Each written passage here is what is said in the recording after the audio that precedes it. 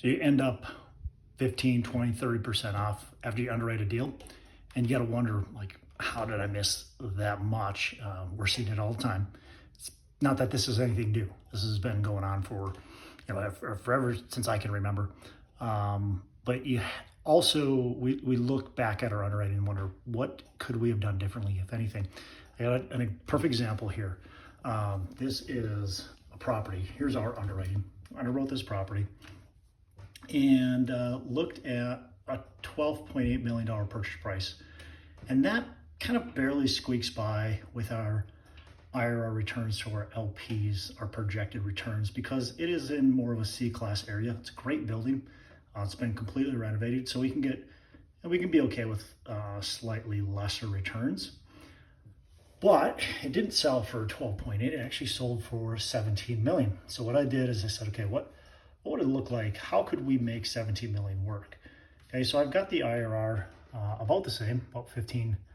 So it's a little bit less than our other underwriting, but I'll just show you what we did. Okay, so I had to make a couple of big adjustments. So on the P&L, if I look at that, I'm going to go back to our underwriting and I go to the P&L. And when we look at that, we've got, the main thing I just did is I got the rent going up by 3% and the expenses going up by 3%, which quite frankly is not that conservative. It's okay, but it's not like super conservative. And when I look at the new underwriting to make a $17 million deal work, and I take and go to the rent, I'm increasing rent by 4% and increasing expenses by 3%. So again, that's definitely not conservative. That's pretty aggressive. As I look at the exit strategy in order to make 17 million work, I had to do an exit cap rate at 5.5%.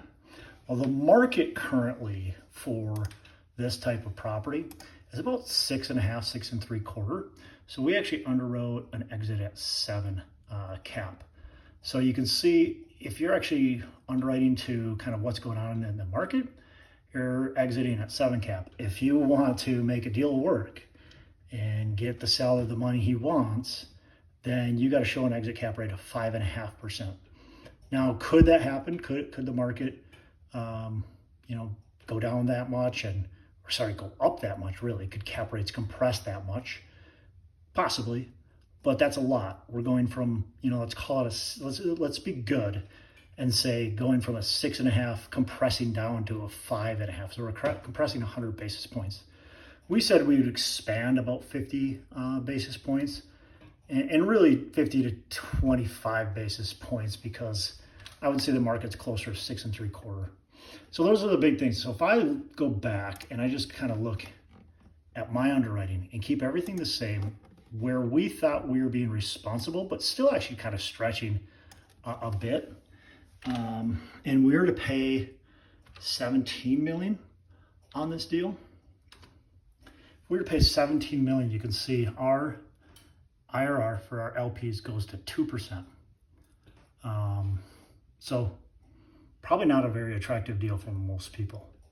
Obviously it wouldn't work. We can't pay 17 million.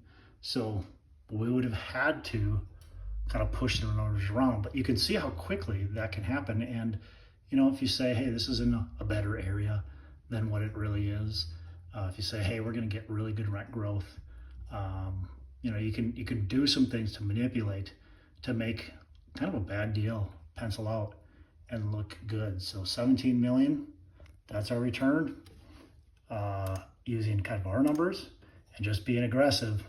That's the return.